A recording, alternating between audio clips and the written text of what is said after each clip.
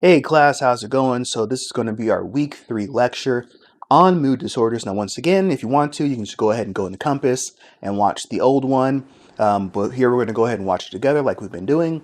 So go ahead and make sure that you have your notes out, you're ready to go, you have a copy of the slides ready to go.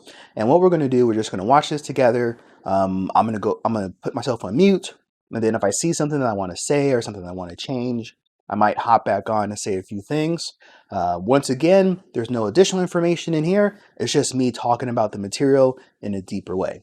Alrighty. And just like before, we're going to have a brief word from our corporate sponsors, so stand right by. When I'm not over here recording videos or answering questions via email that are clearly answered in the syllabus, I'm playing Raid Shadow Legends. Raid Shadow Legends is the best RPG you can play on your mobile device. It has next generation graphics, better than the PlayStation 5, and this thing is free. You don't even have to pay for it. Best part is you can train all your heroes and then trash them for crystals and power up your other heroes. Raid Shadow Legends has the best story ever released in gaming. It makes Cyberpunk 2077 look like Cyberpunk 2077. So this is the game that you want to play. Download it on your phone today. Enter the offer code on the screen to get 40. We don't have any corporate sponsors. We don't have any corporate sponsors, so okay, yeah, you just skip past that part. There's no corporate sponsors for this lecture. All right, so what we're going to go ahead and do, we're going to go ahead and get started with the video. Make sure you're in a comfortable place, relax yourself. Remember, if you have any questions, go ahead and pause the video and then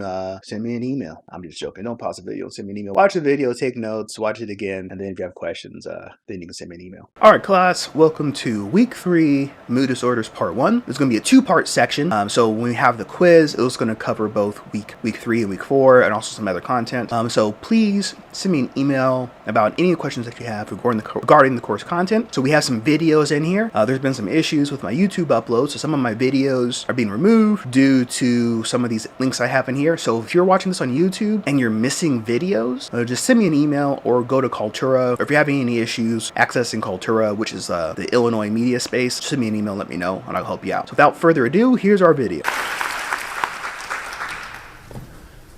I felt a funeral in my brain, and mourners to and fro kept treading till I felt that sense was breaking through. And when they all were seated, a service like a drum kept beating till I felt my mind was going numb. And then I heard them lift a box and creak across my soul with those same boots of lead again. Then space began to toll, as if the heavens were a bell, and being were an ear, and I and silence some strange race, wrecked, solitary here. Just then, a plank in reason broke, and I fell down and hit a world at every plunge, and finished knowing then. We know depression through metaphors. Emily Dickinson was able to convey it in language. Goya in an image.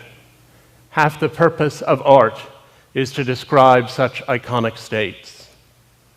As for me, I had always thought myself tough, one of the people who could survive if I'd been sent to a concentration camp.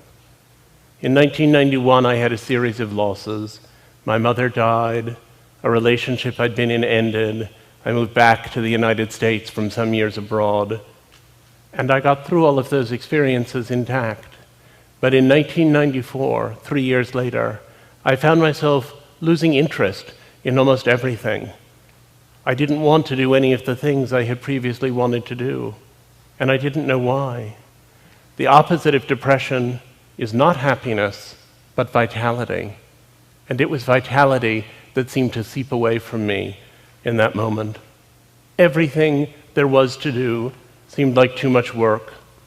I would come home and I would see the red light flashing on my answering machine.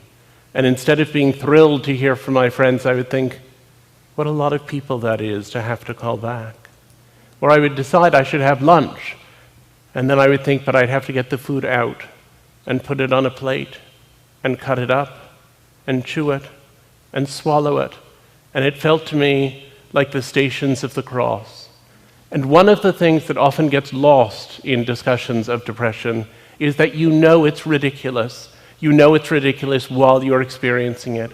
You know that most people manage to listen to their messages and eat lunch and organize themselves to take a shower and go out the front door, and that it's not a big deal. And yet, you are nonetheless in its grip, and you are unable to figure out any way around it. And so, I began to feel myself doing less, and thinking less, and feeling less.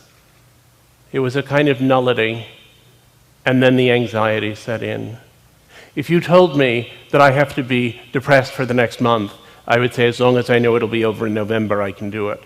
But if you said to me, you have to have acute anxiety for the next month, I would rather split my wrist than go through it. It was the feeling all the time, like that feeling you have if you're walking and you slip or trip and the ground is rushing up at you, but instead of lasting half a second the way that does, it lasted for 6 months. It's a sensation of being afraid all the time, but not even knowing what it is that you're afraid of. And it was at that point that I began to think that it was just too painful to be alive, and that the only reason not to kill oneself was so as not to hurt other people. And finally one day, I woke up and I thought perhaps I'd had a stroke, because I lay in bed completely frozen, looking at the telephone, thinking something is wrong and I should call for help. And I couldn't reach out my arm and pick up the phone and dial. And finally, after 4 full hours of my lying and staring at it, the phone rang, and somehow I managed to pick it up. And it was my father. And I said, I'm in serious trouble. We need to do something. The next day, I started with the medications and the therapy. And I also started reckoning with this terrible question. If I'm not the tough person who could have made it through a concentration camp, then who am I? And if I have to take medication, is that medication making me more fully myself? Or is it making me someone else? And how do I feel about it if it's making me someone else? I had 2 advantages as I went into the fight. The first is that I knew that, objectively speaking, I had a nice life, and that if I could only get well, there was something at the other end that was worth living for. And the other was that I had access to good treatment. But I nonetheless emerged and relapsed, and emerged and relapsed, and emerged and relapsed, and finally understood I would have to be on medication and in therapy forever. And I thought, but is it a chemical problem or a psychological problem? And does it need a chemical cure or a philosophical cure? And I couldn't figure out which it was. And then I understood that actually we aren't advanced enough in either area for it to explain things fully. The chemical cure and the psychological cure both have a role to play. And I also figured out that depression was something that was braided so deep into us that there was no separating it from our character and personality. I want to say that the treatments we have for depression are appalling. They're not very effective. They're extremely costly. They come with innumerable side effects. They're a disaster. But I am so grateful that I live now and not 50 years ago, when there would have been almost nothing to be done. I hope that 50 years hence, people will hear about my treatments and be appalled that anyone endured such primitive science. Depression is the flaw in love. If you were married to someone and thought, well, if my wife dies, I'll find another one, it wouldn't be love as we know it. There's no such thing as love without the anticipation of loss, and that specter of despair can be the engine of intimacy. There are 3 things people tend to confuse: depression, grief, and sadness. Grief is explicitly reactive. If you have a loss and you feel incredibly unhappy, and then 6 months later you're still deeply sad but you're functioning a little better, it's probably grief, and it will probably ultimately resolve itself in some measure. If you experience a catastrophic loss and you feel terrible, and 6 months later you can barely function at all, then it's probably a depression that was triggered by the catastrophic circumstances. The trajectory tells us a great deal. People think of depression as being just sadness. It's much, much too much sadness, much too much grief at far too slight a cause. As I set out to understand depression and to interview people who had experienced it, I found that there were people who seemed on the surface to have what sounded like relatively mild depression, who were nonetheless utterly disabled by it. And there were other people who had what sounded, as they described it, like terribly severe depression, who nonetheless had good lives in the interstices between their depressive episodes. And I set out to find out what it is that causes some people to be more resilient than other people. What are the mechanisms that allow people to survive? And I went out and I interviewed person after person who was suffering with depression. One of the first people I interviewed described depression as a slower way of being dead. And that was a good thing for me to hear early on, because it reminded me that that slow way of being dead can lead to actual deadness, that this is a serious business. It's the leading disability worldwide, and people die of it every day. One of the people I talked to when I was trying to understand this was a beloved friend who I had known for many years and who had had a psychotic episode in her freshman year of college and then plummeted into a horrific depression. She had bipolar illness, or manic depression as it was then known.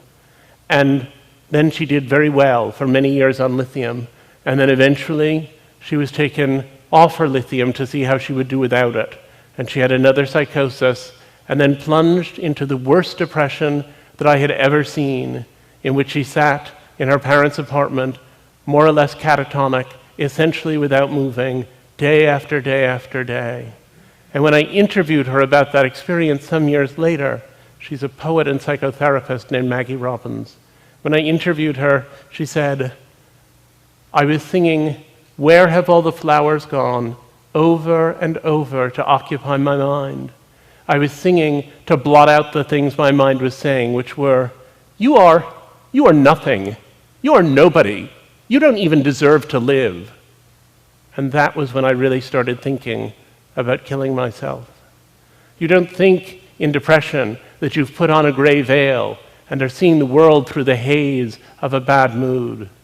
You think that the veil has been taken away, the veil of happiness, and that now you're seeing truly. All right, everybody. So there you go. That's Andrew Solomon right there. I noticed that he was talking about some pretty heavy things. I never really gave a content warning for this lecture. I do want to say that look at the syllabus, look at the different sections that we have coming up. There's going to be a lot of very intense content about things like suicide, depression, sexual assault, things like that. These readings are going to be very intense. Whatever you need to do to prepare yourself for that, go ahead and do it. Just keep in mind that this is a very psychopathology heavy course. We're going to be focusing a lot on the symptoms and a lot of the situations that happen. So I just want to put that out there. Make sure that your self-care precautions into account when going through the course material. So let's go ahead and get back to watching the lecture. Right now, all of you probably read the Solomon memoir, so I thought it'd be good to put like a face with a name. So when you're looking through this video or you're doing the reading, I want you to think about it. What are some of the risk factors that Solomon had? What are some of the maintenance factors that Solomon had? What are some of the protective factors that Solomon had? Use the information from the video, use the information from the memoir, and put these things together and think about,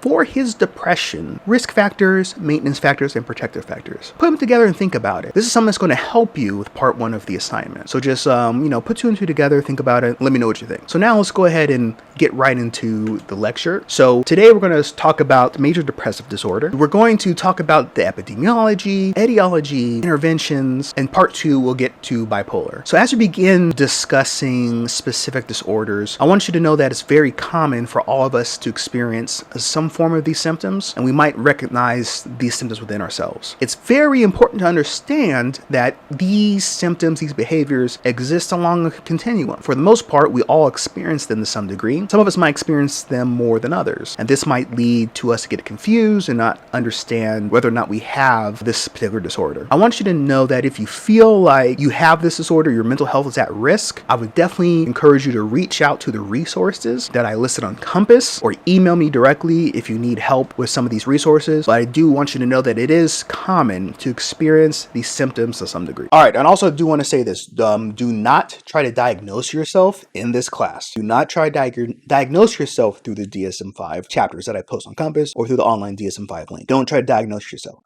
The purpose of this course is not for you to psychoanalyze yourself and figure out what you have wrong. If you feel like you need help, go to a trained professional and get the help that you need. And I really mean that, because I got a lot of emails last semester and the prior years where people are trying to diagnose themselves. You can't diagnose yourself. People literally go to 7-8 years of training to learn how to diagnose people. You're not going to get that in like 7 to 8 weeks of a course. If you're having a mental health crisis, if you're feeling bad about yourself, if you feel like you have some concerns and you don't know who to talk to, seek out the resources. I can't be your therapist. I can't be your counselor. I just can't do it. I can't do it. You can't do it either. So don't try to diagnose yourself through these readings. If you think you might have anxiety, if you think you might have depression, then you contact a professional and then you get help. You contact a professional and then you get help. So I mean that seriously. I mean that I'm very serious about that. You're not so I don't want you to try to diagnose yourself. We all have depression symptoms or depressive symptoms. We all have symptoms of anxiety. We all have a bunch of different of these symptoms. As we talk about it, you'll hear a lot of this that will sound very familiar to you. But it's important to understand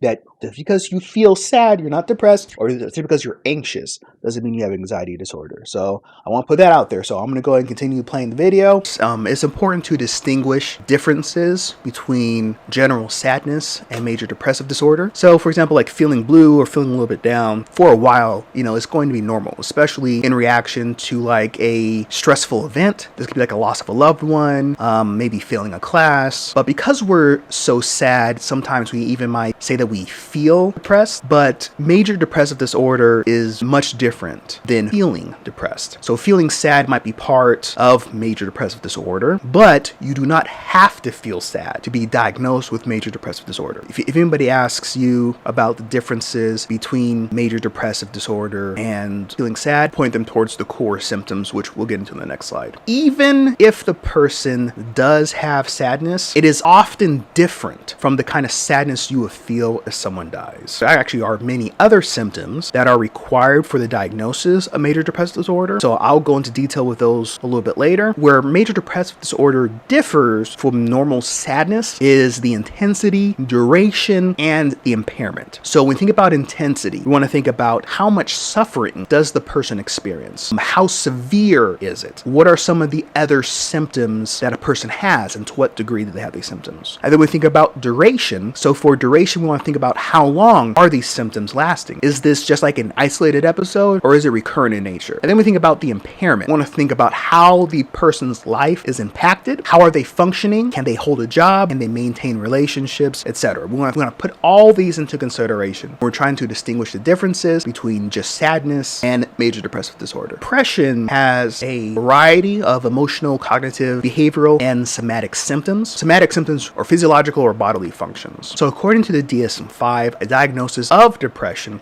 requires at least 5 of these symptoms for at least a period of 2 weeks, most of the day, nearly every day, one of which must be a core mood symptom. So in order to be diagnosed with major depressive disorder, the person should have either depressed mood or anhedonia. So anhedonia is the loss of pleasure. For anhedonia, a person may not be sad, but rather they have no interest in things that they usually enjoy doing. So imagine not wanting to play like your favorite sport, spend time with your friends, or go to a favorite restaurant, or do other things you like doing. A person experiencing anhedonia is going to have a hard time experiencing joy or pleasure, and this has to do with things that they usually enjoyed. Now, additionally, we have some other symptoms.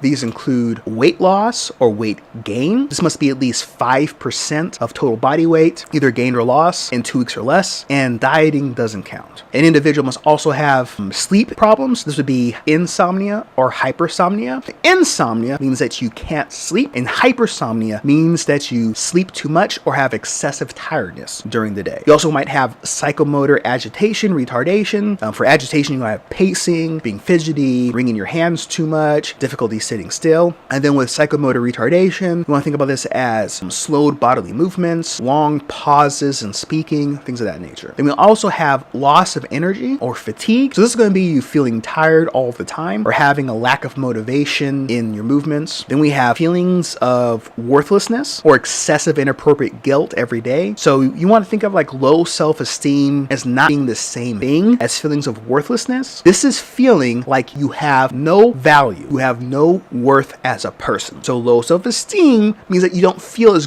good about yourself as you should. When it comes to worthlessness, it is feeling like you have no value or worth as a person at all. We also have a diminished ability to think or concentrate. This could also lead to indecisiveness. There could also be recurrent thoughts of death, recurrent suicidal ideation, but this is without like a specific plan. But this could include a suicide attempt or a specific plan on committing suicide. So we're talking a little bit more about the difference between suicidal ideation and then being suicidal. So one thing to talk about when we talk about depression, in the age of like managed healthcare, practitioners often find themselves in a bind of either exaggerating the number of symptoms a client experiences in order to meet diagnostic criteria or to meet the requirements of insurance, or denying patients care. This is one of the things where subthreshold levels of symptoms might still cause clinically significant levels of distress and impairment. And this is some of the issues that we have in the managed healthcare system. Clinicians might want to try to amp up some of these symptoms to help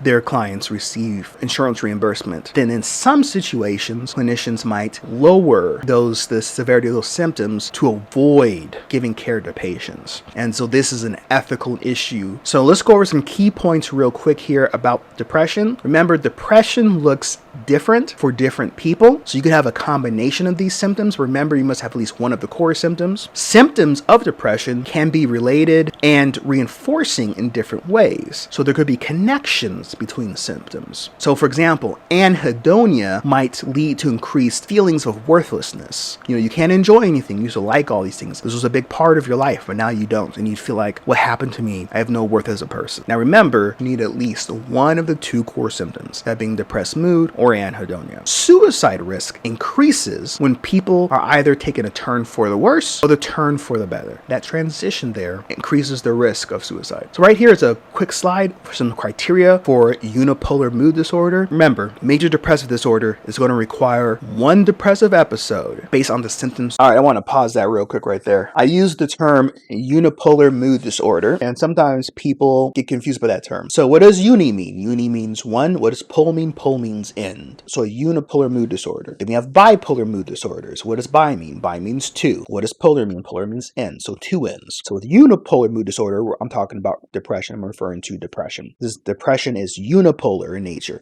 It's one end, which is depressed mood. Bipolar is different. With bipolar, I might have, depends on which one it is, we'll talk about that later. I have two ends, which could be normative and then elevated mood, or I could have elevated mood and depressed mood, depending on which bipolar disorder I'm talking about. I will get into that more later when we go into bipolar disorders. So here's an important distinction, get into later in these lectures, but you must understand, you cannot have a unipolar mood disorder and a bipolar mood disorder at the same time. So I can't be bipolar. I can't have bipolar disorder and major depressive disorder. Can't do it. Can't do it. Can't do it. We'll get into more about that later, but that's a very important distinction. I want to put that in your brain now, give you some time to chew over it, so you couldn't go and say, yeah, I have bipolar disorder and I have major depressive disorder at the same time. Can't have it. Can't happen. We'll talk about that later, but I want to put that out there for you. Described with no manic episodes. So this set of symptoms must last for nearly most of the day, every day, for at least a period of 2 weeks. So we're going to talk about later mania and hypomania are, but right now just know mania and hypomania are not associated with depression. So we distinguish between unipolar and bipolar mood disorders. So bipolar mood disorders are going to include manic, hypomanic episodes. Unipolar mood disorders include depressive episodes. So remember, you cannot have a unipolar mood disorder and a bipolar mood disorder at the same time. All right, so right here, we're going to have Mary. This client is actually great for understanding the presentation of mood disorders. She actually has bipolar disorder, but in this video, we're going to observe Mary in the midst of a depressive episode. So when we talk about bipolar disorder, we're going to also see this client again in the midst of a manic episode.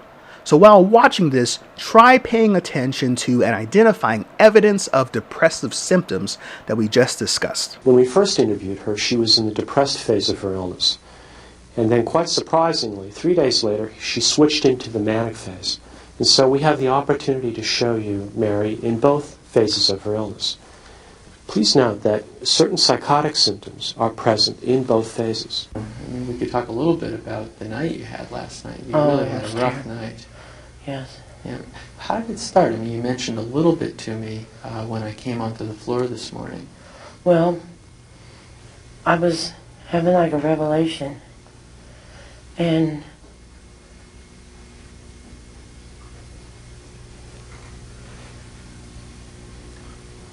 the devil was saying something to me. Go get her. She tried to sleep with you.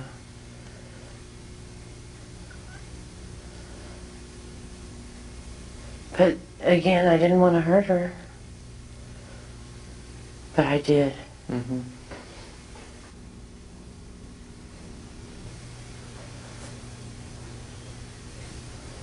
And you mentioned voices this morning.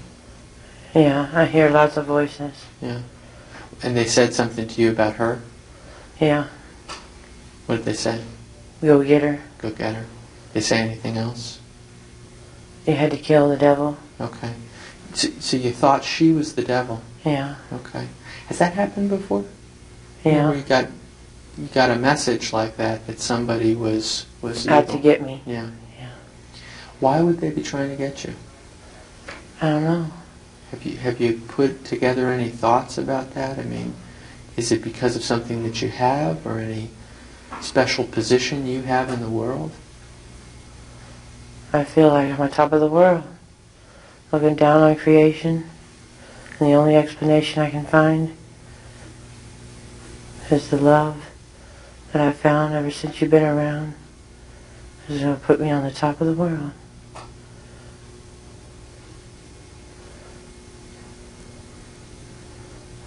So they're trying to get you because you're on top? Yeah. Yeah. Is there somebody in particular out there who's trying to get you? All I can say is the devil. The devil. Is it kind of like a battle of good against evil? Yeah. Okay. Do you have anybody on your side? Yeah. Jesus Christ. Okay. Okay. What's your relationship to Jesus Christ? He's my father. Okay.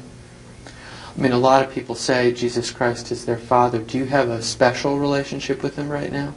Yes. Can you say a little about that?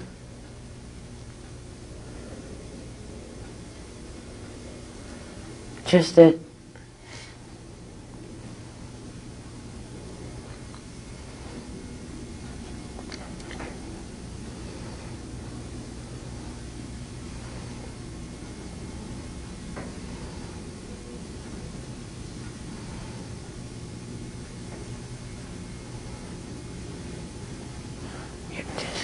You got sidetracked there. Can you tell me what you were thinking, or were you hearing something? no.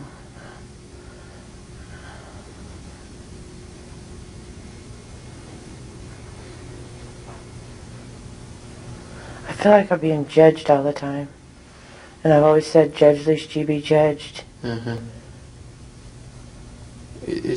Who's judging you? People. People. Does this situation feel tough to you because of that, feeling judged? Yeah. Like kind of like you're being observed or, A little bit. Okay. Let me know if it starts to feel uncomfortable because, of course, we're just doing this to do a training or a Yeah. teaching thing.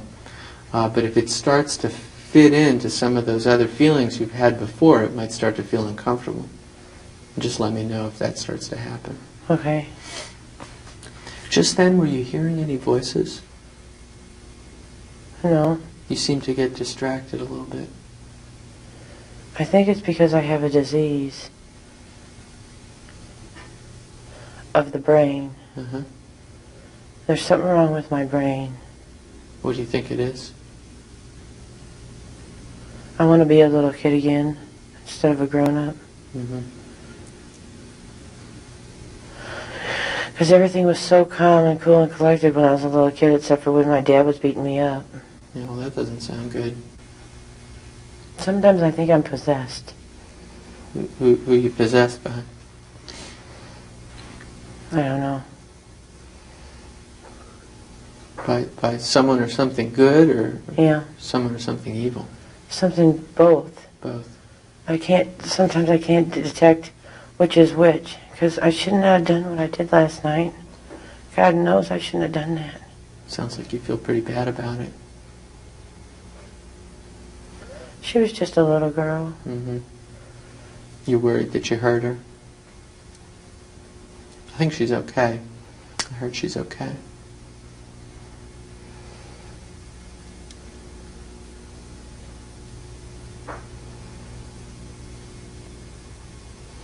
And then I hit that one guy. This was all part of the same thing last night? No, this was... Oh, different time? Uh-huh. Got the rest of that video on YouTube. If you want to watch the rest of that video, go ahead and send me an email. I'll send you the link. But what are some of the symptoms that you noticed right there? What are some of the things that you saw Mary exhibit in that video? You can go ahead and pause here, rewind a little bit, and take a look at some of those symptoms. So Mary is exhibiting the signs of very slowed down speech when talking to her clinician. So this behavior. So once again, when I have these questions up, a lot of these questions are participation point questions. So please pay attention to the questions and then understand why the answer is right. And if you're confused, let me know. We can talk about it. Come to office hours, you can send me an email. But make sure you're paying attention to these practice questions. Like participation points are pretty straightforward. Yeah, you pretty much get 5 out of 5s if you watch the video. So, I know there's a lot of stuff going on, but, just really try to pay attention to these practice questions. Behavior maps onto blank, which is one of the possible symptoms of depression. So I want you to think about that. Pause for a second. Psychomotor retardation. Now, some people might say, hey, Walter, what about loss of energy?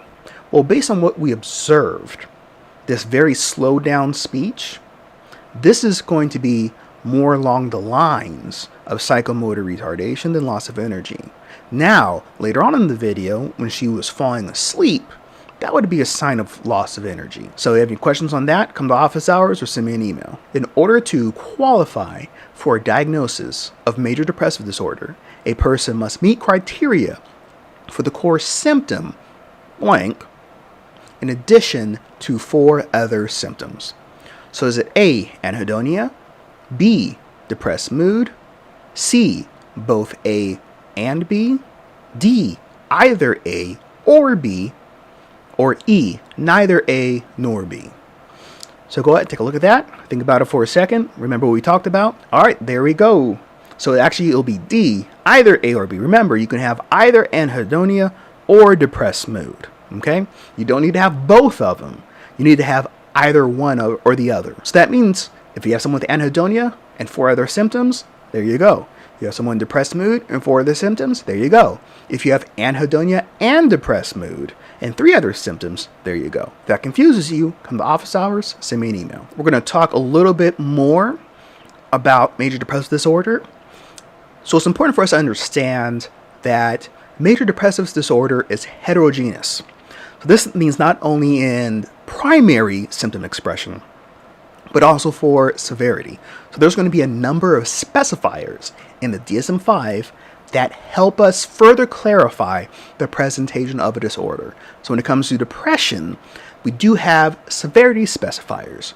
So for example, right here we have mild. So this is going to be mild impairment, but we still have distress. We're going to have moderate. This is going to be somewhere in between mild and severe.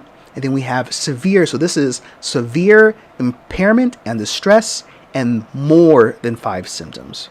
So let me ask you a quick question. Think about this for a second. Does this sound objective to you? What do you think? They are subjective. It's based on the clinician's expertise to determine mild, moderate, or severe. This is going to be in conjunction with talking to the client, reaching out to their family to determine whether this is mild, moderate, or severe depression. So these are not objective, these are completely subjective. So now we're going to talk a little bit about remission. Now, when it comes to remission, this is basically going to refer to a reduction in symptom severity, where a person is no longer experiencing clinical levels of symptoms for a disorder. Typically have two remission statuses: partial remission, where a person is exhibiting a subthreshold number of symptoms or no symptoms for less than 2 months. And then we have full remission, where a person has had at least 2 months with no symptoms. So as you can imagine, full remission is what we hope for while we're treating depression, but a substantial portion of individuals who are responsive to treatment still experience residual symptoms. There are some additional specifiers that we have for major depressive disorder: anxious distress, peripartum onset with seasonal pattern. So anxious distress is going to be a specifier for major depressive disorder that includes at least 2 of the following symptoms. Those would be feeling keyed up or tense, feeling unusually restless, difficulty concentrating because of worry, fear that something awful might happen, feeling that an individual might lose control of themselves. That would be anxious distress. So for peripartum onset, this actually used to be called postpartum onset, but research showed that it often started during pregnancy. So this would be major depressive disorder with peripartum onset. And the onset of symptoms typically occurs during pregnancy or in the first 4 weeks after delivery. And then we have major depressive disorder with seasonal pattern. This is going to be when there is a regular temporal relationship between the onset of major depressive episodes and a particular time of the year. So for example, this could be the fall or the winter. And then full remission also occurs at a characteristic time of the year. So the depression would disappear in the spring. This would be major depressive disorder with seasonal pattern. That's another specifier. Any questions on that? Come to office hours, send me an email. So typically, we think of depression as being episodic. So we say that people who have major depressive disorder have major depressive episodes. So in contrast, something that is not episodic is referred to as being chronic or stable. So let me give you an example here, like diabetes or another medical condition that a person has their whole life. This would be like nearsightedness, like something that's very persistent. This is going to be something that is chronic, stable. You might have a physical condition, such as like epilepsy. The symptoms come and go in the form of seizures. But a person with epilepsy doesn't experience one constant seizure. A seizure disorder might make someone vulnerable to having a seizure in the future. Similarly, someone who has major depressive disorder is vulnerable to having a major depressive episode, but the symptoms of the disorder, the episode, are not always present. They come and go. So for an episode to be considered separate, a remission period of at least 2 months has to occur. How many major depressive episodes do you see on this chart? Take a look. So episodic suggests that there is a clear start and end to the episodes. So in one moment you're symptomatic, and then later it completely goes away down to baseline. But in reality, the symptoms wax and wane over time. So in this graph right here, we think we have 1, 2, 3 major depressive episodes. But if you look, the remission of the symptoms, it only goes into remission for the month of September, and then the symptoms come back in October. So because that period right there is only 1 month, from July to December, that's 1 major depressive episode. Because remember, to end an episode, you must have no symptoms or subthreshold symptoms for at least 2 months. So in this graph right here, we think we have 1, 2, 3 major depressive episodes. But if you look, the remission of the symptoms, it only goes into remission for the month of September, and then the symptoms come back in October. So because that period right there is only 1 month, From July to December, that's one major depressive episode. Because remember, to end an episode, you must have no symptoms or subthreshold symptoms for at least 2 months. This is actually how... So you're not hearing double there. I had to pause the video for a second, so I may or may not have started it back on the right time, and I may or may not edit this out. So if I don't edit this out, that's what's happening there. Major depressive episodes actually kind of look. You see, we have this rise here, we have high level of symptoms, but then we kind of have subthreshold, kind of goes up, kind of goes down, and it keeps going. So it's kind of hard to distinguish between episodes. But for our purposes, we're going to be discussing this as the reduction of symptoms to a subthreshold level. Now, some research suggests that depression might be better understood as a chronic disorder for many individuals. So like in this graph right here, this kind of depicts a chronic disorder where you always have some level of symptoms and it doesn't really retreat all the way to the baseline, even though you might not meet criteria for an episode. Additionally, 15% of those who have experienced one episode will experience at least one other episode in their lives. And with each episode, the risk of another episode in the future increases. So for example, 80% of people with at least 2 major depressive episodes will have another. Additionally, some individuals experience symptoms of depression that can linger for years, and we're going to talk about this next. So right here, we have persistent depressive disorder. So just to put that in more in simple terms, if you have a depressive episode, you're likely to have a second one, and the more depressive episodes that you have, the greater your chances of having an additional one. So it's just one of those things where the more depressive episodes you have, this is how a clinician would maybe identify someone who had greater risk for future episodes. So you're not it's not a one and done situation. For some people it is, but not really. So this would set you up to where you'd be like, okay, so this individual has had multiple depressive episodes. The chances of them having another one is more severe. Let's think about more long-term solutions for treatment. Disorder, and this is typically longer in duration than a major depressive disorder, but usually less severe in terms of the number of symptoms. So similar to major depressive disorder, persistent depressive disorder has a core symptom that must be present, and this symptom is namely depressed mood for most of the day on more days than not for at least 2 years.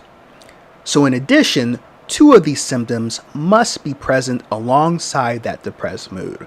There's going to be poor appetite or overeating, insomnia or hypersomnia, low energy or fatigue, low self-esteem, and this is going to, once again, this is different from feelings of worthlessness. You might have poor concentration or difficulty making decisions, and feelings of hopelessness. Now, this is not a symptom of depression, but it is a symptom of PDD, particularly that it is not going to be as severe as feelings of worthlessness associated with suicidal ideation and major depressive disorder. So with feelings of hopelessness, someone might think that things will never get any better or things will always go wrong for me, rather than I have absolutely no worth. Now, low self-esteem and feelings of hopelessness in this slide right here are italicized because they are not included in the symptoms of major depressive episode, but they are included in the symptoms of PDD. So in order to meet diagnostic criteria for PDD, also known as dysthymia, these symptoms must last for at least 2 years. So dysthymia is just another way of describing PDD. But note that this terminology is technically removed in the new DSM to replace with the name of persistent depressive disorder. But a lot of researchers still refer to PDD as dysthymia. So the person might have brief periods of time without the symptoms, but they'll never be without the symptoms for more than 2 months. So right over here, as we can see, you have some level of symptoms for PDD that's lasting over a 2-year time period. So right over here, we have some criteria for unipolar mood disorder. we have major depressive disorder and dysthymia. What would you say if someone had both dysthymia and major depressive disorder at the same time? What would you call that? So the answer is you would call that double depression. So you can have both of these at the same time, where major depressive episodes occur before or during persistent depressive disorder. This is going to be double depression. So basically this means that the person had dysthymia with episodes of major depressive disorder on top of that, or in addition to the dysthymia. So a person who has depressive symptoms, dysthymia, for at least 2 years, but also has more severe periods of depression, major depressive episodes, this is going to be double depression. Now, about 20 to 25% of people diagnosed with major depressive disorder actually have double depression. So right over here, we have this little chart showing us kind of the course of depressive mood disorders. You might see this as being like the normal range. Sometimes you feel good, sometimes you feel bad, but you're within normal limits. This is normal sadness, normal emotional range. Now right over here, this is recurrent major depressive disorder. So this is like someone having at least 2 depressive episodes per year. Then right here, we can see this.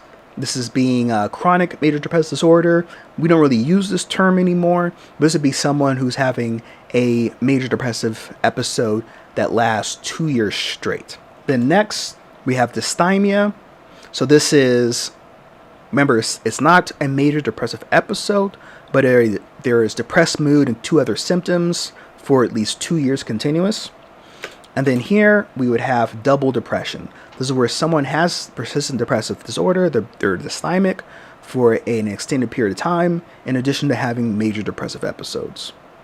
All right, so let's do a little bit of a review right here. Okay, so since 2015, Shiloh noticed that she felt depressed most of the time. And I'm gonna pause this real quick. So make sure that you are looking at the DSM-5 chapters that I post on Compass in the reading folder. You do not have to read the entire chapter. What you should read are the diagnostic criteria, which are super easy to identify because they're highlighted in like a red or pink box, like a salmon colored box. So you want to look at that box that has all the diagnostic criteria, and that's going to list the symptoms, how many symptoms you need to meet criteria, and all the additional criteria, like criterion involved with getting a diagnosis. All these disorders are in the DSM-5. So read those chapters. If that doesn't make sense, send me an email, come to office hours. She has consistently had trouble sleeping and being able to focus on tasks. She makes an appointment to see her therapist because for the last month, these problems have seemed worse. In addition to these 3 worsened symptoms, Shiloh has recently lost a significant amount of weight and also lost interest in some of her favorite activities. Based on this, how might Shiloh's therapist define her concerns? So we're thinking about since 2015. So how many years is that? So trouble sleeping, trouble being able to focus on tasks, feeling depressed most of the time. Now recently, in the past month, these problems have seemed worse. So in addition to these 3 symptoms, the original symptoms that she had, which now feel worse, she has gained 2 more symptoms of losing a significant amount of weight and also losing interest in some of her favorite activities. So based on this, what would you diagnose? Go ahead and pause the video, think about it for a second. Double depression. For a long time, Shiloh has been suffering with PDD, persistent depressive disorder. But recently, her symptoms have increased in severity, and now she has 2 additional symptoms. So she's having a major depressive episode. So remember, if you have PDD, if you meet criteria for PDD, and then you have an MDE, you now have DD. There we go. All right, good job. Here's another one for you. So what are the 2 key symptoms that are present in PDD, but not MDD? All right, there we go. It's going to be feelings of hopelessness and low self-esteem. All right, good job. So this is going to be the COIN study from 1976. It's a study that had to do with interpersonal relationships and depression. So this is an interesting line of research where the researchers were evaluating how interpersonal relationships affect depression or how they are affected by depression. So this coin study right here, this gave us like a whole new way of thinking about depression and interpersonal relationships. So before this study, many researchers thought that people with depression stayed depressed due to withdrawal. So this is going to be like a subsequent failure to accept supported information from others and other kind of cognitive distortions. So in this study, the researchers asked the following questions. Do people respond differently to people with depression? And how do people feel after interacting with someone with depression? So do people with depression induce depression or hostility in other people? So participants are actually matched with either an outpatient with depression or a control to have a 20-minute phone conversation. So both individuals in the pair were told to compare their current situation to striking up a conversation with a stranger on a bus. And both individuals were told this was a study of the acquaintance process, discuss or withhold whatever kind of information that they wanted to talk about. So following the phone conversation, both subjects and the target filled out a questionnaire about their mood, perception of the other participant, and willingness to interact under various conditions. So, example, this would be: would you like to work with this person? Would you invite them over? Would you invite them into your circle of friends, etc.? So, the results of this study found that participants were more anxious, depressed, and hostile after interacting with people with depression, and that they were more rejecting of the people with depression and were likely to reject opportunities for future interaction if their own mood was depressed following the conversation. These kind of results indicated, like in summary, that depressed patients induce negative mood in those with the people they interacted with. The researchers really didn't know what in the behavior of the depressed person led to negative mood in the participants. So Coyne thought that maybe it was like inappropriate self-disclosure. Patients with the depression were rejected by participants at a higher rate than the other two comparison groups. And finally, the authors concluded that the negative response to others to depressed individuals might make them less likely to interact with those others. This study and a lot of recent studies provided some evidence that people who interact with individuals with depression are going to reject them and also have less positive interactions with them when compared to people who do not have depression. So this is like roommates, inmates, strangers on the phone, dating partners. And this is a very important concept for depression because, as we know, some of the social isolation can make depressive symptoms worse. Now, beyond this study, researchers found trends in depression related to other interpersonal relationships like marriage. So people who are separated or divorced are more likely to be depressed. Depression is higher in those who are never married than those who are married, which might suggest the importance of social support. But also another reason this could be the case, maybe that interpersonal difficulties generally associated with depression may lead individuals to have a harder time in maintaining relationships. There's also a strong relationship between depression and unhappy marriages. So maritally dissatisfied individuals have been shown to be almost 3 times more likely to develop major depressive disorder a year later than dissatisfied individuals. So that means like they get married, you can follow up with them in a year, and they have more major depression as opposed to individuals in satisfied marriages. Depression can also lead to marital problems. So the symptoms of depression are adversive. So why don't you think about depression? Think about how depressive symptoms might cause problems in marriage.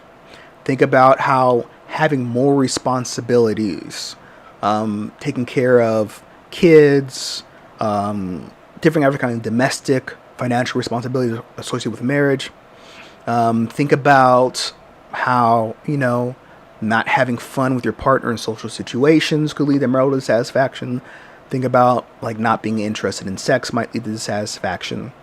So this is actually like a potential, feedback cycle. So think about this. You have spouses of people with depression who tend to be more distressed than spouses of people without depression, whether or not marital distress is present, right? So think about how someone with a depression might generate stressful interpersonal conflicts because of cognitive distortions associated with depression. So we're going to talk about this a little bit later, but these kind of cognitive distortions might cause someone to perceive their partner as being uncaring, and might lead them to start an argument. So in particular, spouses with depression might start argument with their partner because their attention is drawn to negative stimuli, and therefore they perceive their partner's behaviors as more negative.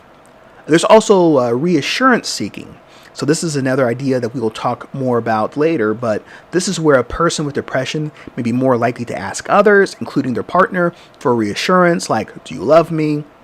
And then although the partner will typically reassure their spouse that they do love them, the spouse with depression might doubt whether this is genuine. So they'll ask again so that they can continue to receive reassurance. And eventually through this cycle, the partner might get annoyed and might actually end up giving less genuine reassurance to the individual with depression.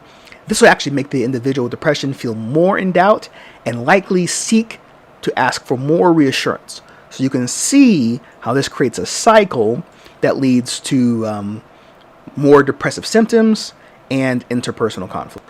So now let's discuss. All right, so that's also so that these feedback cycles, these vicious cycles, these things like that. This is a great example of reciprocal causality. Let me just back up here real quick. All right, so right here, you see that we have relational issues cause depression. Depression causes relational issues. So A causes B, B causes A. Reciprocal causality. So just like that example we gave about the child's behavior, influencing the parents' responses and the parents' responses influencing the child's behavior. So A causes B, B causes A. And they make each other worse. And that's where you go into a downward spiral where things get worse and worse and worse. And so that's an example of reciprocal causality. And we'll talk about reciprocal causality later in the semester, but just remember, this is a good example where marital problems cause depression, but also depression leads to marital problems and interpersonal conflict. So now let's discuss self-propagatory processes. This is from Joyner 2000. So self-propagation is defined as a complex of psychological and behavioral factors that serve to prolong or exacerbate existing symptoms or induce recurrence of past symptoms. So basically this means that depression and the effects of depression tend to induce one another and propagate themselves. So one of these self-propagatory processes is negative feedback seeking. So this is the idea that basically outlines people who typically desire interpersonal feedback that matches their self-concept, even if one's self-concept is negative. And so people with depression may have a tendency towards relationships that provide negative feedback. So instead of improving their view of themselves, this feedback actually maintains their negative self-view. So researchers have actually found that the desire for self-verification is so powerful that it may override the pain of seeking and receiving negative feedback. And so people with depression are more likely to attend to and remember self-verifying negative feedback. This comes from a need for predictability, control, familiarity, and identity consistency. This push for this negative feedback comes from.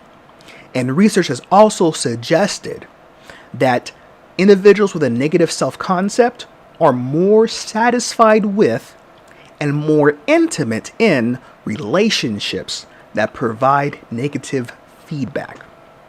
Now, this need for negative self-verification can invite interpersonal stress, self-criticism, rejection, and perpetuate depression. So now we have excessive reassurance seeking. So this is going to be the tendency to repeatedly seek assurance from others as to worth and lovability. This is going to be due to low self-esteem, regardless of whether such assurance has already been provided.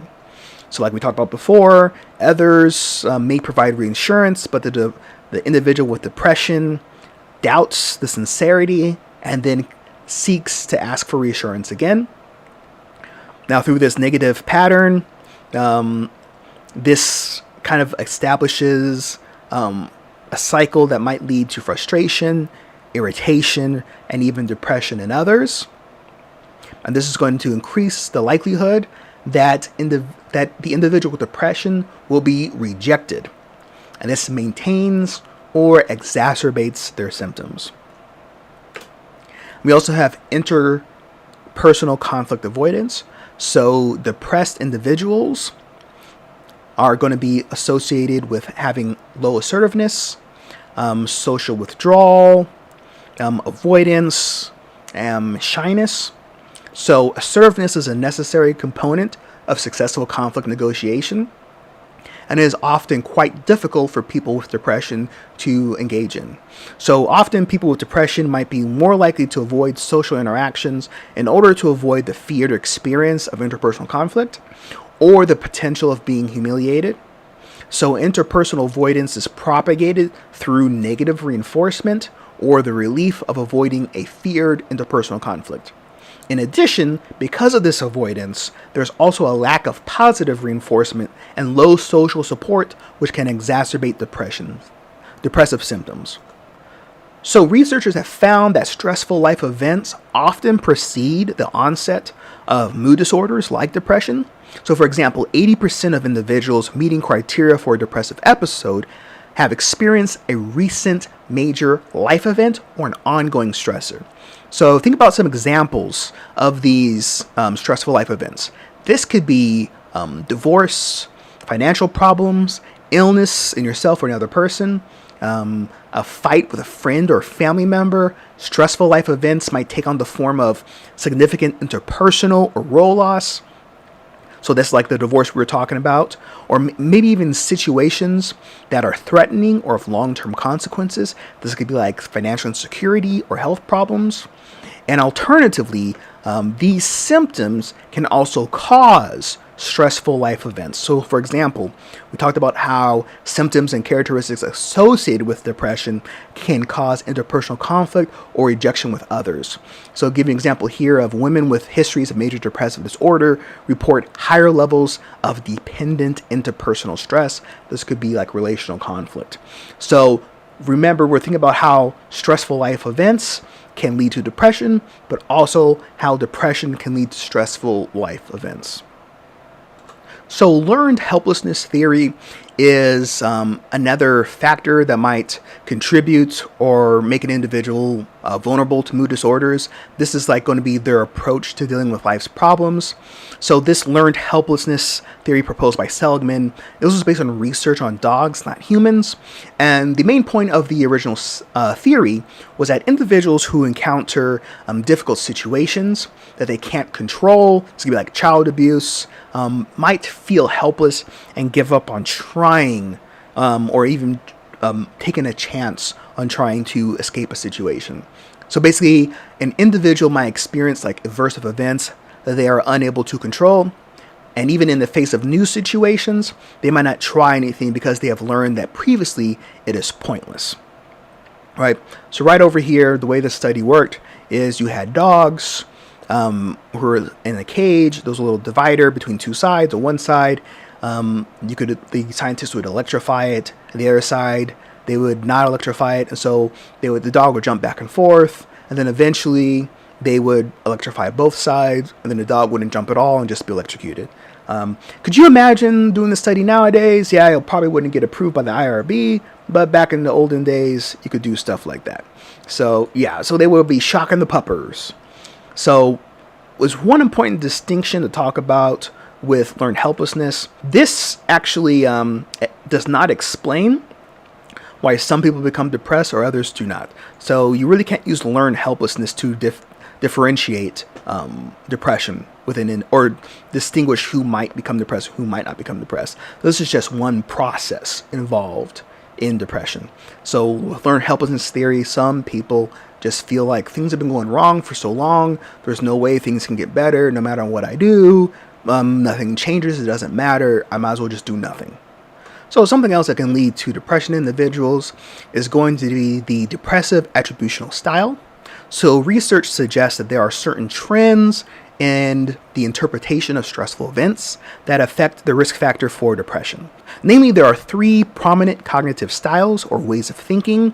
There's going to be like the negative attributional style, Beck's cognitive triad, and rumination. So all of these are linked to increased risk, onset, and maintenance of depression. So first, a negative attributional style is where an individual attributes negative events to stable, global, and internal factors. So an internal factor, this is going to be something that is due to yourself or some kind of characteristic of the self and not the situation or anything that's external.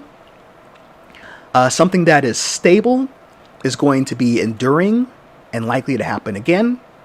And something that is global is likely to affect you in other domains of life. So, for example, an individual might see the experience or event as one that was their fault, that will not change in the future, and is generally problematic rather than specific to a particular event. So let me give you a good example right here. So let's say that you fail a test, and then you interpret this as being something wrong with you, and then you conclude that you are stupid. That would be internal, rather than recognizing that it was just a really hard test. So in addition, based on this one exam, you might conclude that you are terrible at everything, global, rather than recognizing that it was just this one test. In addition to this, you might see this as being unchanging and leading to a pattern of failure in the future, stable, which could contribute to the development of depression. So in that example, you have the attributions are stable, right? So typically they're referring to some kind of like enduring personality trait rather than their particular reaction at that point in time, right? That would be like an unstable view. Global, so this is going to be like vague and generalized across many situations rather than specific to that situation. And internal, attributed to some personal issue, such as like, something with yourself rather than it's like a unique external issue. So just to recap real quick, with this attributional style, this is going to be an explanation. This is going to be your explanation or an individual explanation for an event. So people who have an internal attributional style blame themselves for negative events. People who have an external attributional style blame negative events on the environment. And the internal attributional style is linked with depression. The external attributional style is not linked with depression. So similarly, Aaron Beck coined the negative triad of depression. So this describes how individuals with depression tend to have negative thoughts about the self, the world, and the future. So in particular, Beck talks about the triad in terms of depressive schemas. So a schema is a general cognitive pattern that guides the ways in which people perceive and interpret events in their environment. Schemas are enduring and highly organized representations of prior experience. So a depressive schema is a risk factor to depression in the face of failure events. So some of these examples include assigning global personal meanings to failure. So like you get turned down for a job, you didn't get an A on an exam, you think maybe you're a loser, it's all your fault. You start overgeneralizing conclusions about yourself. So, if this person doesn't go on a date with me, they must think I'm stupid and ugly. And also like exaggerating the importance of negative events. and discounting the importance of positive events. So thinking that, oh yeah, I graduated, but my GPA was a 3.5. This is a great example for like instructors, right? So you have like hundreds of students, and then like 5 of them don't like you, and you think, man, these 5 students don't like me. Doesn't matter what these other hundreds of students think. Because these 5 students don't like me, I'm not a good teacher. It's things like that. Yeah, and then when it comes to that, if you enjoy your instructor, not just this class, but any class, make sure you fill out your ISIS forms. You'd be surprised. Like, people will send you like tons of emails talking about how much they love the course and how much they learned, but then they won't fill out the ISIS forms. And so the department, this is across the whole university. The department, the university, everybody, they don't care about the emails. All they care about the ISIS forms. So if you had a good time in class, if you enjoyed the class, pick up the ISIS forms and fill out 5 out of 5s, whatever, and everybody's going to be happy.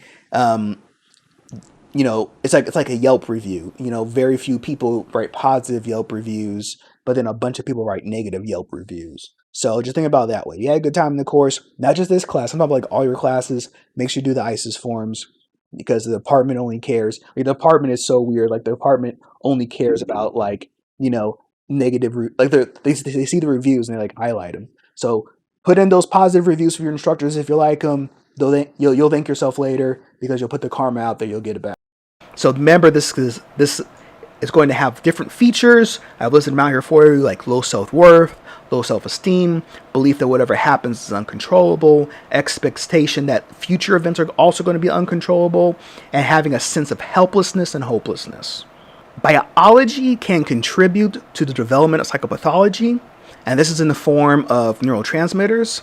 So specifically, current theories of depression emphasize the interaction between neurotransmitter symptoms. This is going to be like serotonin, norepinephrine, dopamine, and neuropeptides. So for those of you who don't know, with serotonin, this is going to be a neurotransmitter that reduces anxiety and instills a sense of serenity. And this is often the neurotransmitter that we most closely associate with depression. Such that we actually find that people with lower levels of serotonin are at a greater risk for depression. And in fact, a lot of antidepressants specifically target serotonin levels. We'll get into more on this a little bit later. Now you have dopamine. This is responsible for feelings of pleasure and reward.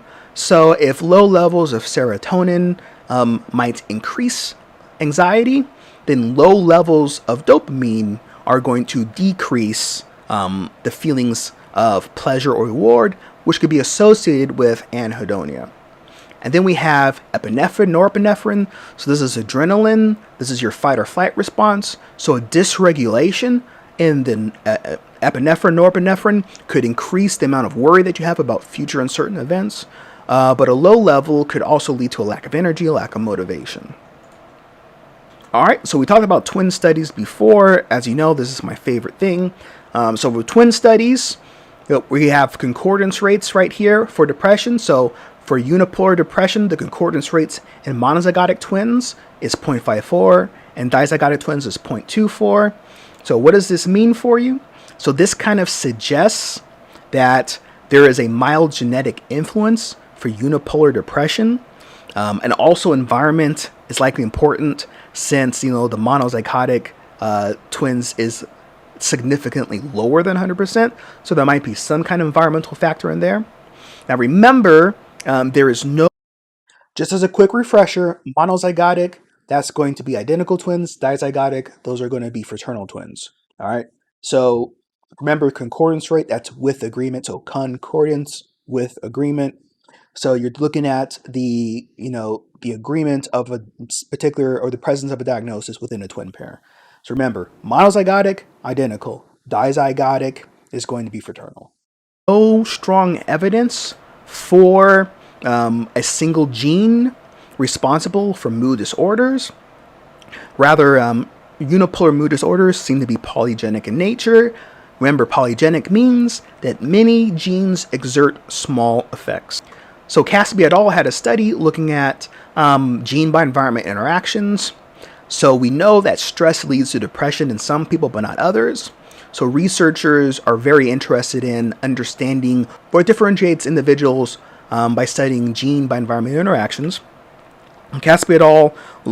Assessed the level of genetic risk based on the serotonin transporter gene in a prospective longitudinal study with about 1,000 subjects. So as I mentioned before, you have two short alleles of the serotonin transporter gene.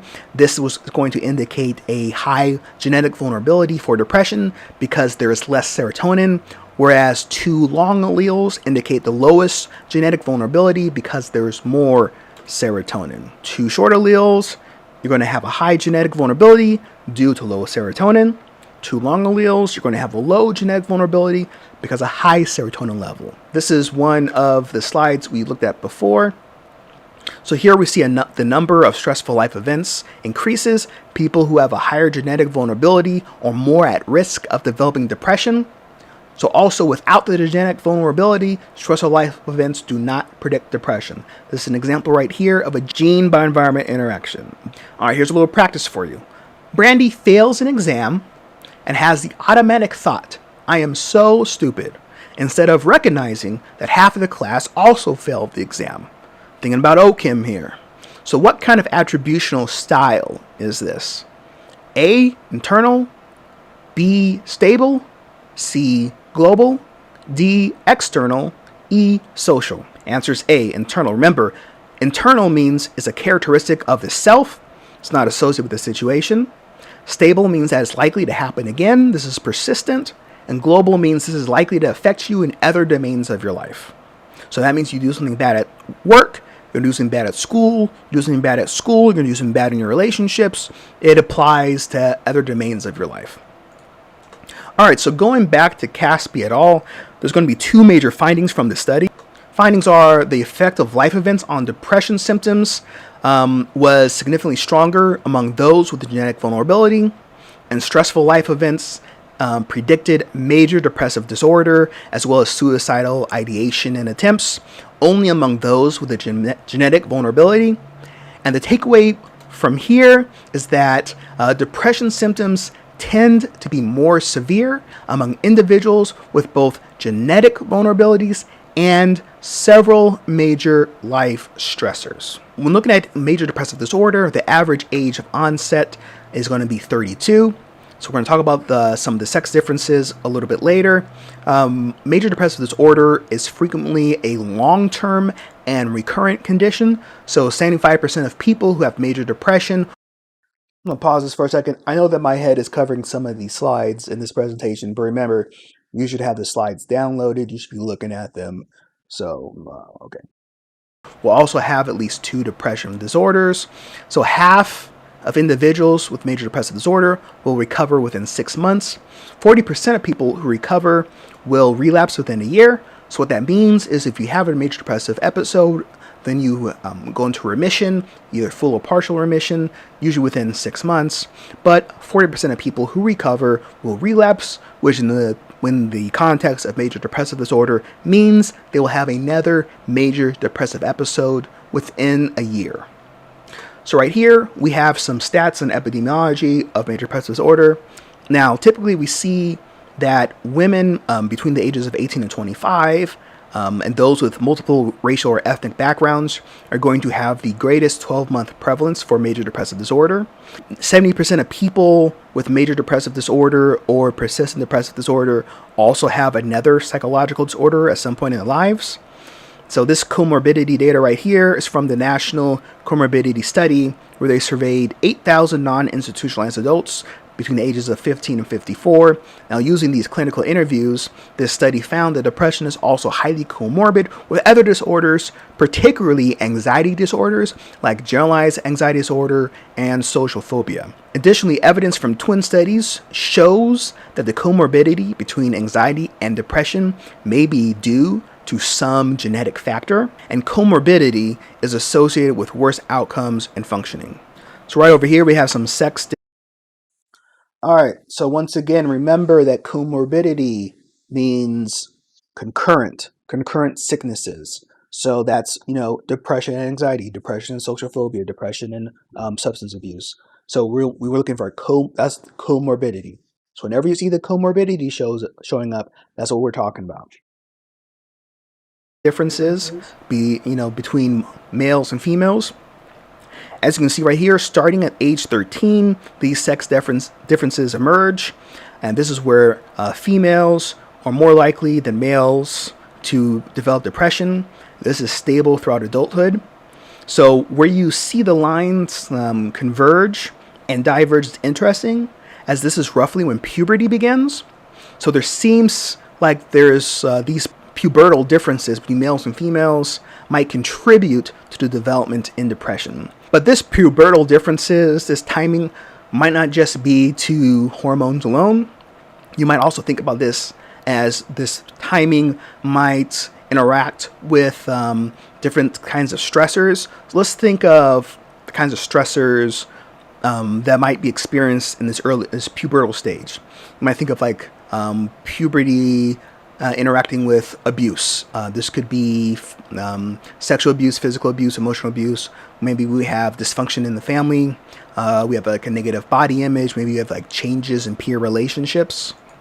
Right? We can think like how between males and females, the kind of violence we might encounter being like child sexual abuse, domestic violence, other forms of sexual victimization. We could have chronically stressful roles. So, for example, between males and females, maybe there's more expectations for females to be both to have dual roles, to be like providers, but also to be caregivers. We can also might think of like disadvantaged status, how, between males and females, females might have less power and control in their lives. They might be paid less for their jobs or assigned jobs with lower status and therefore be poorer. We might think about socialization as well.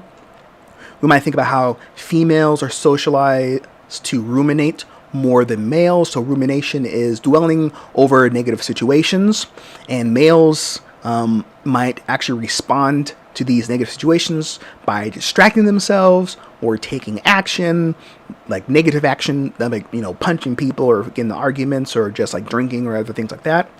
You might think of how females are socialized to seek out help and express their feelings more than males, and then males might just be less socialized to talk about it and to suck it all up. This actually means or could indicate that there are no actual sex differences in depression. Maybe the differences are based on reporting.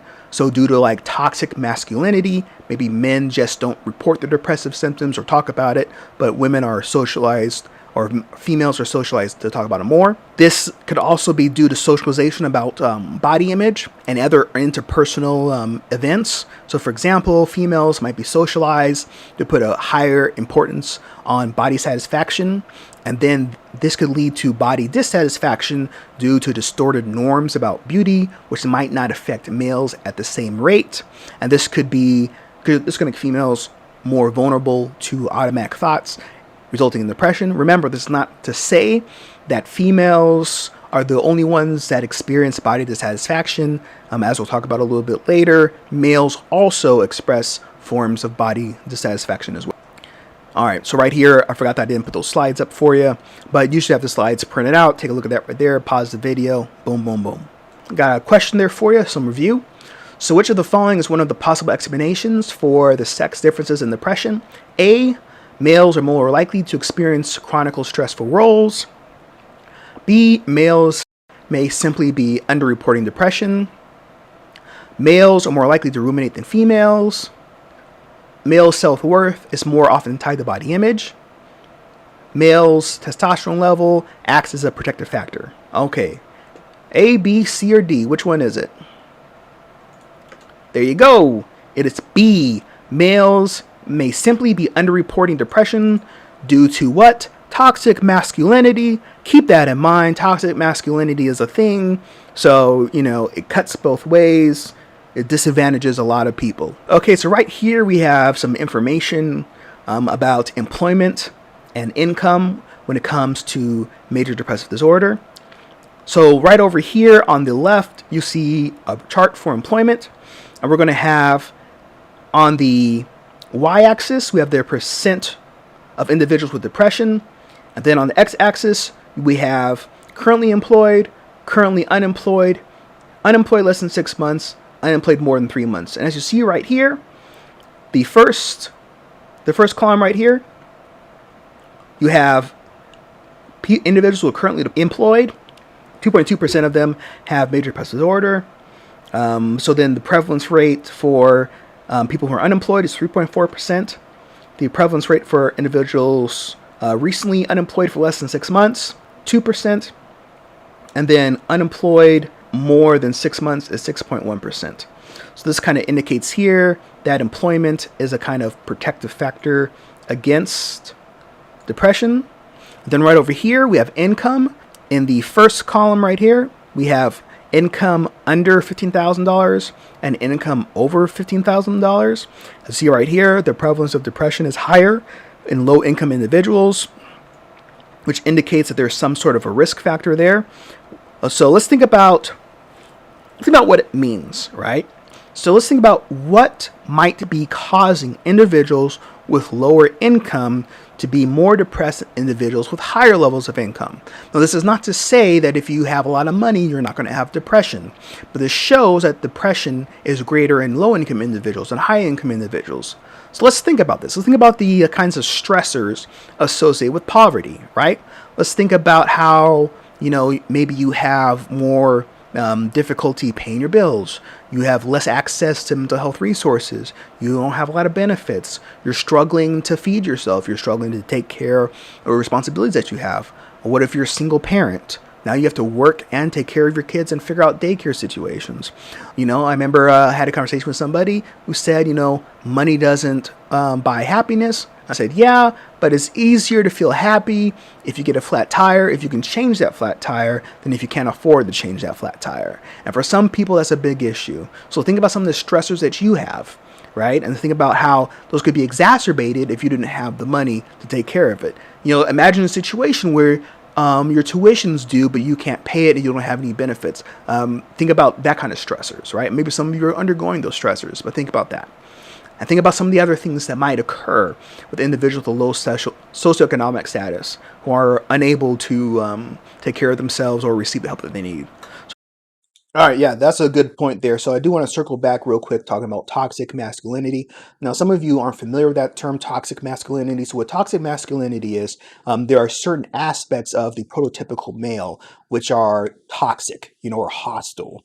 That could be aggression, that could be, not sharing your feelings, that could be trying to be like type A alpha male type of behaviors, where not only does that hurt and harm other people, but also hurt and harms the individual, because the individual themselves can't express their hurt, they can't express their pain, they can't express their need for help or support, and therefore they don't get the help or support that they need, and that could actually lead to a lot of issues down the road. So when it comes to toxic masculinity, hostile masculinity, I'll refer to that from time to time. That has a lot to do with socialization. That could be different depending on where you're from, not just internationally, but also within the United States. So as you can probably imagine, the idea of masculinity in Los Angeles might differ from Mobile, Alabama, from New York City, New York. So there's a lot of differences of what masculinity means depending on where you go, and especially also within cultures. So even if you're in the same city, you could be from a different ethnic background where masculinity means something different. And so we'll touch on that from time to time, but I do want to put that out there. Toxic masculinity is a thing. Hostile masculinity is a thing. There are certain groups that champion toxic masculinity more than others. That's just not racial groups. That's also social clubs and things like that. So as part of your growth and development in college, maybe think about some of the toxic masculinity that you endorse, or how you're a part of toxic or furthering toxic masculinity, or what parts do you believe deep inside and what parts do you further, and what parts do you expect from other people. It's interesting when you challenge yourself. We talk about toxic masculinity. Now, when I'm talking about socioeconomic status, I'm talking about your income, your neighborhood where you live, your education, your prospects for a future, your history of family wealth. So, for example, there are some people, so like my grandparents went to college, right? my parents went to college, and I'm in college. My grandfather's father did not get a college degree. My parents were the first in the family to get doctorate degrees. So my dad's a dentist, and my mom has a PhD in education. So there's a family history there of educational attainment, educational wealth. Some people here, you might be the first person in your family to go to college, and the other people here, your great great great grandfather in the 1800s was a tenured professor at some college. So that's socioeconomic status. That all plays into that. Now, money does not buy happiness, but money can definitely attenuate sadness. It can definitely help you out of problems. Like I said before, if you have a flat tire and you have money in the bank, you can just go down and get a new tire. If you don't have money in the bank, you can't get a new tire. Maybe you don't even have insurance. So now you can't even get your car towed. So now your car's sitting on the side of the road, and then you get a ticket on it. And now you owe money to fix your car. You got to get your car towed somewhere, and you got a ticket on your car. So, that can all build up and cause a lot of issues. Let's think about someone who has mental health issues and they have a nice job, right? So they have insurance. They can go. Some companies have on-site psychotherapy available for their employees. So you can go out to the HR department and get a therapy session once or twice a week. And other jobs, you don't have any benefits. You're making minimum wage, and you can't afford anything. So all that kind of stuff factors into mental health and socioeconomic status, as we saw in that previous slide. So we're going to keep going through this presentation. We're going to keep talking about this. I'd be willing to talk more about this during office hours. Keep in mind that in office hours, I'm going to start off by just going over our reading questions, and then from there, I'll answer questions in general. All right, let's keep it going. So there's also some cultural differences when it comes to depression. So researchers have found as often difficult to compare depression across cultures due to differences in language and social norms. So in addition to these differences in language and social norms, symptoms are not always interpreted or expressed the same way. So some cultures might discourage overt appearances of sadness, or may express their symptoms in terms of somatic or bodily complaints. Certain cultures view depression as being as heartbreak. In other cultures, some African nations and Asian and Latin cultures, there's actually going to be more somatic complaints, where they're going to express depression as some kind of sensation in the body, some kind of physiological experience. Western medicine are now adopting a more Western view of depression and looking more towards the emotional and the cognitive factors and less reliant on the somatic factors. However, with all these differences in account, most studies still indicate that clinical depression is a universal, even though some of the descriptions of symptoms across cultures might change. Researchers have found that individuals of varying ethnic backgrounds are generally afflicted equally across their lives, even though the amount of treatment or the amount of diagnoses might differ. All right, so let's talk about age real quick. So depression is less common among the elderly. People once thought that elderly were at a greater risk of depression. Research has definitely found that elderly individuals are less likely to experience depression. However, certain subgroups of the elderly are more prone to depression. So you can think of some populations being individuals who are in residential care, individuals who have chronic health issues. These individuals might have higher rates of depression compared to other elderly individuals, but overall it'll be lower rates of mood disorders than younger adults. Additionally, there are some cohort effects. So people born recently tend to have a higher risk of developing depression at an earlier age than previous generations. So for example, those born after World War II are more likely to develop mood disorders and have an earlier age of onset than those from previous generations. This could be for a variety of factors. This could be to underreporting of older individuals. This could be to greater awareness of mental health concerns, or this could be a great awareness of stressors in life and society. So now we're going to talk a little bit about medication when it comes to depression. So there's going to be a variety of medications that are used to treat depression. There's going to be a particular emphasis on selective serotonin reuptake inhibitors, SSRIs. So these medications are going to increase the levels of serotonin. However, there are a large number of side effects associated with SSRIs. This includes weight gain, loss of sex drive, and nausea. There are also TCAs, which are tricyclic antidepressants, and MAOIs, which are monoamine oxidase inhibitors. These also have robust effects on monoamine neurotransmission. Now, TCAs block the reuptake of monoamines in the neuron, and the MAOIs prevent their breakdown once reabsorbed. So this actually would enhance the effects of a neurotransmitter like serotonin. So you have SSRIs, TCAs, and MAOIs. Go ahead and look those up. Remember those for the quiz. So when it comes to psychotherapy for treating depression, there are two popular forms. There's IPT and CBT. So IPT is going to be interpersonal psychotherapy. So interpersonal psychotherapy suggests that interpersonal stress and lack of support is what causes depression. So in IPT, the clinician and patient are going to focus on factors in current relationships that cause and maintain depressive symptoms. So this often involves activities like role playing in order to practice specific social skills.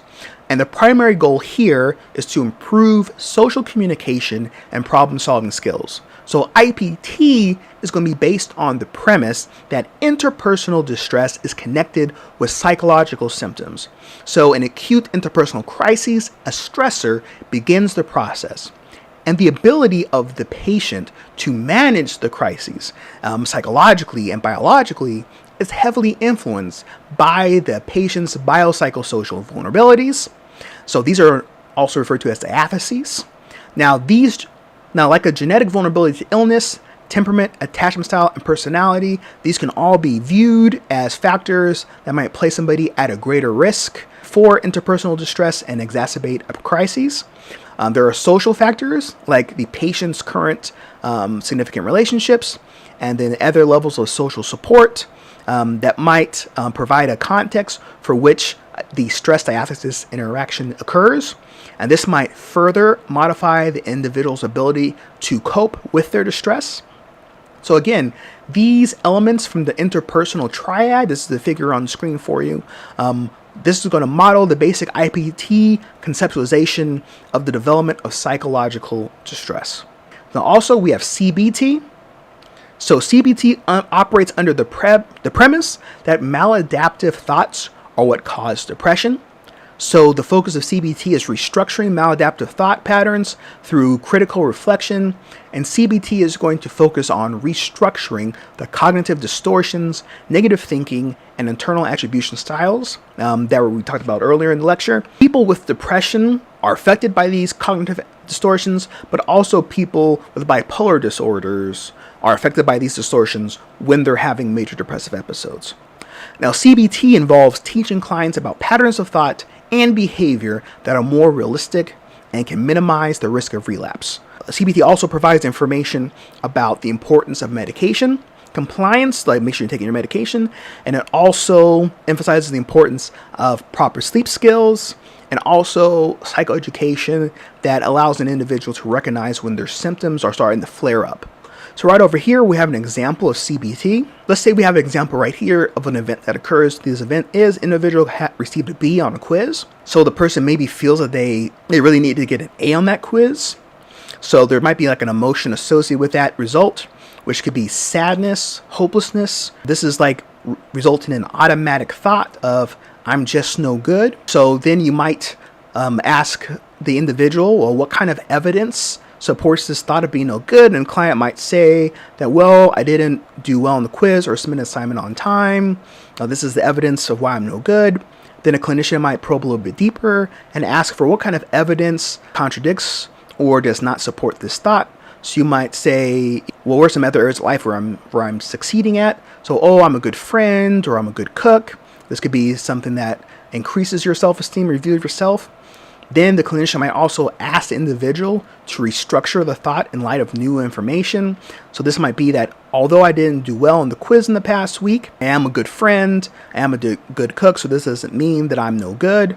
And then as a result of restructuring this automatic thought, the client can feel good about themselves, they can feel relieved, they can feel like they have some hope in this world. So researchers have often looked at different types of therapy to see what is more effective at treating depression. The Treatment of Depression Collaborative Research Program, this is the TDCRP, this wanted to compare the effectiveness of psychotherapy and antidepressants.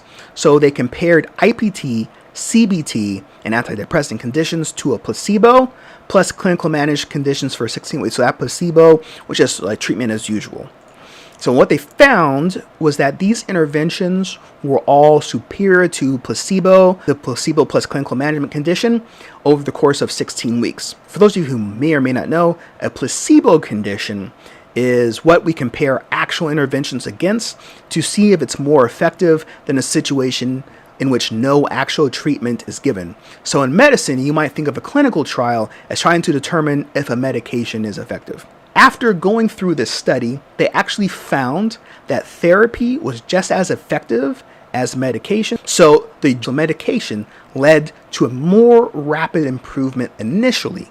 However, the effects of all interventions were equivalent over the course of 16 weeks. The type of improvement was independent of the type of treatment. So for example, medication changed cognitions just as much as cognitive therapy. We have a little chart coming up for you. Here you can see that the antidepressants initially improved mood faster than the other treatments, but over the course of 16 weeks, they all kind of leveled out. Some people might ask, why do some individuals use therapy instead of medication? Some people just might not want to use medication. This could be from the side effects, the way it makes them feel. So about 40% of patients actually stop taking medication.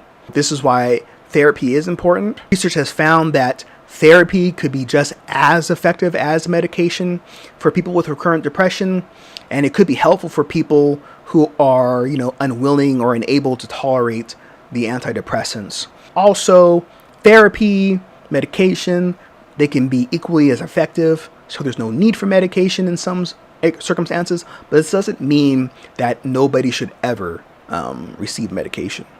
It just depends on the individual. This is why it takes a collaborative effort to help clients to achieve the outcomes that they need. So that's going to be it for our lecture this week, Mood Disorders 1. Remember to come to office hours. Remember to send me an email if you have any questions. Log back in next week. Check for the next lecture where we cover bipolar and bipolar disorders, and mania and hypomania. And that's it. All right, yeah. So that's going to be it. That's going to be it for week 3. So keep in mind that anything, this means readings, lectures, study videos, anything that you find in a certain content folder is fair game for the quiz. So what does that mean? Intro content will be on quiz number 1. And then mood disorders content will be on quiz number 2.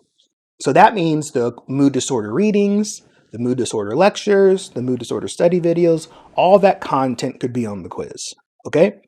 So don't get confused. I get a lot of emails asking me questions about what's on the quiz. Go to the folder, go to the syllabus, look at the name of the quiz. So the name of the quiz will tell you what's on the quiz. So intro content will be on the quiz for quiz number 1. Then mood disorder content is going to be on quiz number 2. All right. So I can tell if you've watched this video by the emails that you sent me and by, whatever. I don't know. Anyways, all right. Now if you have questions about content, come to office hours. If you have questions, or you can send me an email if you have questions. Make sure you're watching the study videos. Don't just listen to the lecture. Make sure you're downloading the slides. Make sure you're taking notes. Don't just do the readings once. Do the readings once. Go back through. Look up any terms you don't know. Look up any words you don't know. Take notes on the main points of the paragraphs. What's the author trying to communicate to you over the course of the reading? Those are the kind of notes you should be taking. If you have a 5-page article, you shouldn't have 6 pages worth of notes. That doesn't make any sense. All right, so don't memorize the article, but understand the article, understand the themes, understand what happened in the article, understand the differences between what the author believes and what the author doesn't believe. Okay, so I'm going to end this video. Any questions, let me know. Send me an email, come to office hours, yada, yada, yada. All right, peace, peace, peace.